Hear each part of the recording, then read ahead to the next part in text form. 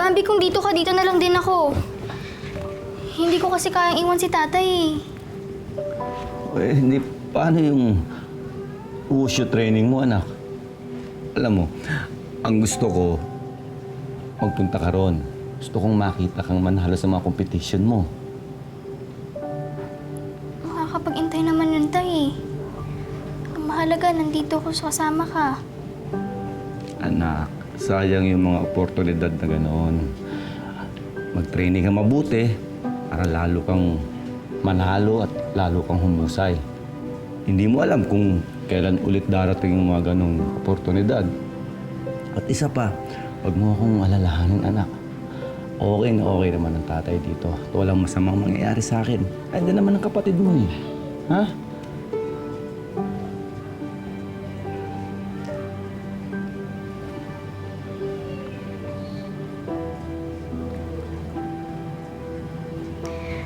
Tay, gagawin ko to para sa'yo ah.